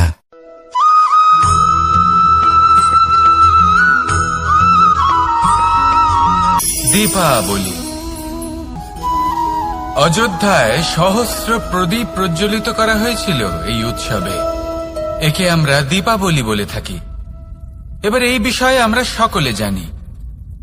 আপনি কি এটা জানেন যে শ্রীরাম বাস্তবে অমাবস্যার এক রাত আগেই অযোধ্যায় পৌঁছে গেছিলেন? সবার সামনে অমাবস্যার রাতে এসেছিলেন। এর কারণ কি? শ্রীরাম প্রমাণ করতে চেয়েছিলেন যে যে কোনো সময়, দিন হোক বা রাত, শুভ বা অশুভ হয় না। শুভ অশুভ কিছু থাকলে তা হলো মানুষের চিন্তা, তার ভাবনা, তার নির্বাচন আর তার কর্ম। নিজেই দেখে নিন। শ্রীরাম শুভ কাজ। তাহলে নিজের পরিবারের সাথে দীপাবলি পালন করুন। আপনাদের শুভেচ্ছা জানাই। আসুন আর আমার সাথে ভালোবেসে বলুন, রাধা রাধা।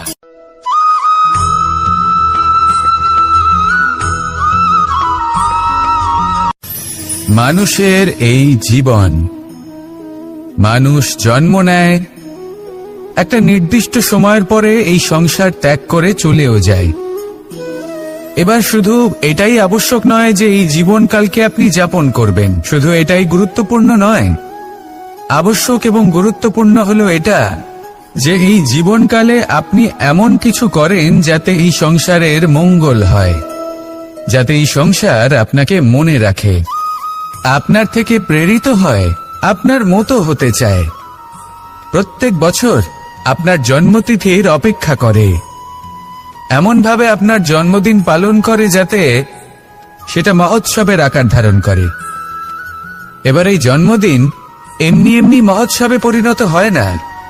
তখন হয় না যখন কোনো ব্যক্তি রাজার রূপে বা কোনো গোয়ালার রূপে জন্মগ্রহণ করে। তখন পরিণত হয় যখন একজন মানুষ জন্মগ্রহণের পরে এই সংসারকে কোনো শিক্ষা দিয়ে যান। কিভাবে একজন মানুষ গোয়ালা থেকে রাজা হতে পারে, কিভাবে একজন মানুষ অসত্য থেকে সত্যের পথে চলতে শুরু করেন, অধর্ম থেকে ধর্মের পথে চালিত হতে পারেন, কিভাবে অন্ধকার থেকে প্রকাশের দিকে যেতে পারেন, কিভাবে নিজের আত্মাকে পরমাত্মার সাথে মিলিত করতে পারেন। তা সে রামনবমী হোক বা জন্মাষ্টমী হোক, তাদের জীবনের সাথে জড়িত প্রত্যেক মুহূর্ত একটা পরবের আকার ধারণ করে। তাহলে আপনিও এইভাবে নিজের জীবন যাপন করতে থাকুন। এই সংসারে শুধু ভালোবাসা বিতরণ করুন, কিছুটা এমন ভাবে বিতরণ করুন যাতে আপনি এই সংসার থেকে চলে যাওয়ার পরেও এই সংসারে আপনি শুধুই ভালোবাসা বিতরণ করতে পারেন। যদি আপনি এরকম করেন, সংসারকে প্রেরণা দেন, তাহলে আপনার জীবনও রাধা কৃষ্ণের প্রেমের মতোই অলৌকিক এবং দৈব হয়ে উঠবে। আসুন আর আমার সাথে ভালোবেসে বলুন, রাধা রাধা।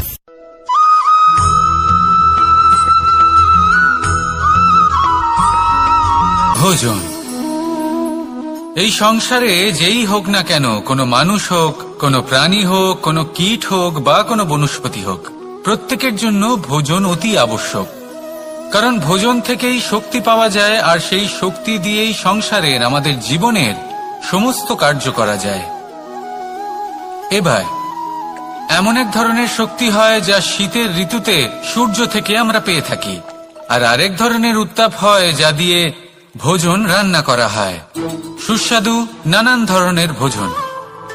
এবার অত্যন্ত গুরুত্বপূর্ণ হলো যে ব্যক্তি সেই ভোজন বানাচ্ছেন তার মানসিক পরিস্থিতি এবং সেই ব্যক্তি যিনি ভোজন গ্রহণ করছেন তার মানসিক অবস্থা। যখনই আপনি ভোজন বানাচ্ছেন তখন ভালোবাসার সাথে কাজটা করুন, ধন্যাত্মক ভাব নিয়ে, সৎ ভাবনার সাথে।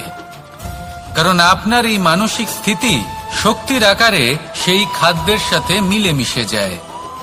আর যখনই আপনি ভোজন গ্রহণ করছেন তখন সদ্ভাবনার সাথে, প্রসন্নতার সাথে গ্রহণ করুন, ধন্যাত্মক ভাব নিয়ে। যদি আপনি প্রসন্নতার সাথে রান্না করেন,